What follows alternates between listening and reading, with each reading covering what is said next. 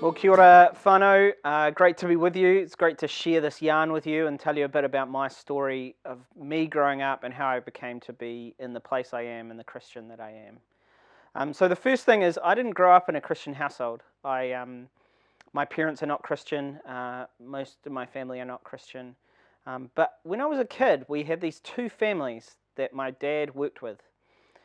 And those two families used to give us a heap of Bibles. So I had about 3 Bibles when I was a kid. My brother had one and my sister had one. And so I used to read the stories of the Bible growing up. I had the Beginner's Bible in particular and used to read all the stories in that one and figure out what's going on and who all the characters were. That didn't really impact me that much, and we just went about life until I was about 13 years old. And when I was 13, my friends all started going to this youth group. It was at St. Timothy's Church in Christchurch, and they just started going along. I just had cancer as a kid, just before this, and then when I was 13, year 9, they invited me to go along to this youth group. And so I went along. I arrived late. I was quite embarrassed. I was quite shy. I didn't really know what to expect. And the first night, I remember we were talking about prayer, and we were broken up into groups and talking about how prayer impacts our lives.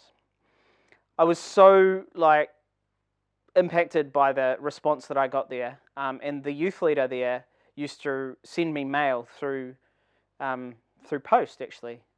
He used to send me something every month telling me what was on at youth group, but I never went back. I only went back when I was 15. So 2 years, this youth leader was pounding me with mail, and I went back when I was 15, and I went to this camp. And I remember this camp, it was out in Waipara, about 40 minutes north of Christchurch. And the only reason I really went is because my girlfriend was going at the time. And so I went along to this camp, and I remember discussing a lot of things about faith, about how did the timeline work around dinosaurs, why do you believe this, why do you believe that? And I think the reality was that I was slowly exploring what it meant to be a Christian. The next year, in April, I went to Easter camp, and Easter camp really impacted me in terms of my faith. It was the place where I got to know God, where I understood what his message meant, and I understood a little bit about why his cross was so important.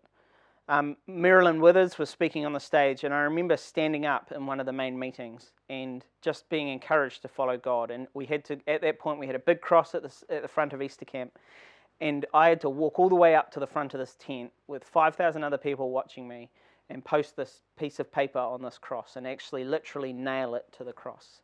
So the message was, what are you denying? And I remember denying my life as a non-Christian and saying, I want to follow this God that gave everything up for us. And so life went on. I continued to go to youth group. I continued to engage in the church. Every now and again, our youth group was on a Sunday afternoon. I stayed for Sunday night church. And then when I left school, I went off to uni. I became a youth leader, and 2 years into that, they asked me to be youth pastor, but they said, you have to go to Bible college. And so I was like, okay, I'll go to Bible college. And when I look back on it, this was one of the most transforming moments of my Christian faith. I hadn't been formed in all these ways and all these understandings. And so a lot of people there were sort of deconstructing or figuring out, how does this fit with what my church has told me my whole life?